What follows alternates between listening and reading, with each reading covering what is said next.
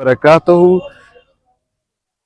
मैं और आप सूफी सरगम, जिसमें दिल से की जाती हैं दिल की बातें सच्चे दिलों के साथ। आप सबको मेरा सलाम। आज मैं हाजिर हूँ चिन्योट में और मेरा विजिट था चिन्योट की शाही मस्जिद में और मैं अब मौजूद हूँ चिन्योट के लोगों के साथ। इनसे करेंगे दिल की बातें और इनकी सुनेंगे दिल की बात। जी, आज मैं स्पेशल ये दोस्तों की महफिल में बैठा हूँ। माशाल्लाह काफी डिसेंट, पढ़े लिखे और सिविलाइज्ड लोग हैं चिन्योट के। तो चिन्योट के बारे में इनसे पूछते हैं। सबसे पहले मैं ये चाहूंगा कि इनका तारुफ करवाएं। बेटा इधर कैमरा करें। जी सर, आपका नाम और आप? एडवोकेट काजी नादिर हुसैन, एडवोकेट। माशाल्लाह। जी सर? रजा अली, एक्स मैजिस्ट्रेट।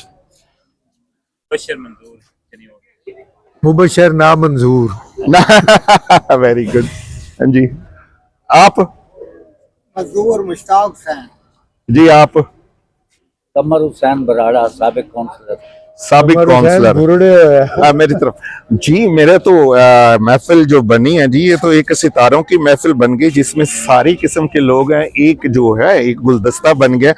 जी सर, आप कुछ फरमाने लगे थे। अगर आप पहले चिन्योट के बारे में थोड़ा सा मुझे बता दें कि आप कब से रह रहे हैं और चिन्योट के लोगों की खासियत क्या, और अपनी जबान में बताइएगा जो यहाँ की अंग्रेजी में बताऊं कि उर्दू में कि पंजाबी में? नहीं जी, पंजाबी और वो भी चिन्योट दी।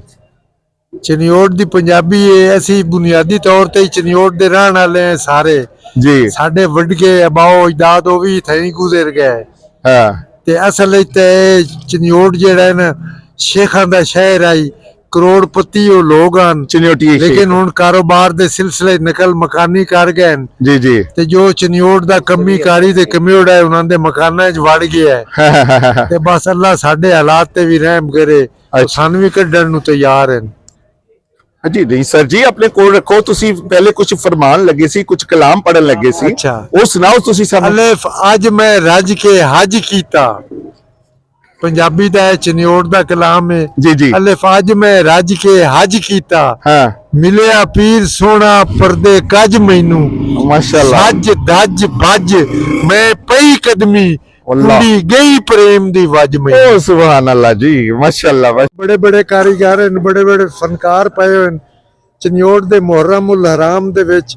ताज़िए वेखण वाले हुंदे ने, इतने अच्छे ताज़िए बनाए गए हैं वर्ल्ड च किते भी नहीं, बल्कि दूसरे शहरों जितने ताज़िए बने गए उन्होंने ज्यादातर चिन्योट च बनवाए गए।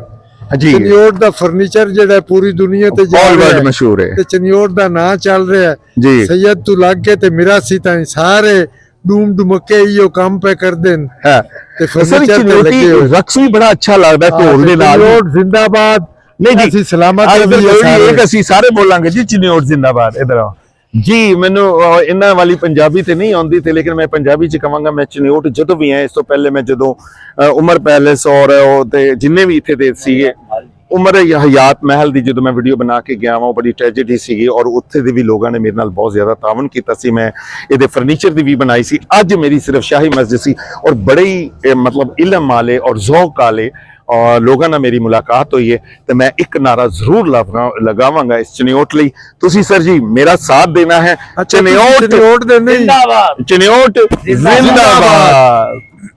अच्छा, तुसी चिन्योट दे नहीं जी? नहीं जी, मैं फैसलाबाद दा। मेरी तरफ पठोरे किदू लए ने सर जी? इतो ही फड़े हैं क्योंकि अच्छा ये देखो अपने कोई नहीं नहीं आप करें जी।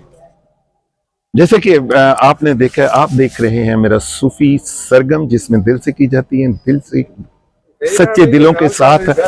आप मेरे दोस्तों से, आपसे मेरा इल्तमास है कि मेरे चैनल को सब्सक्राइब कीजिएगा और लाइक जरूर कीजिएगा और कमेंट्स जरूर दीजिएगा।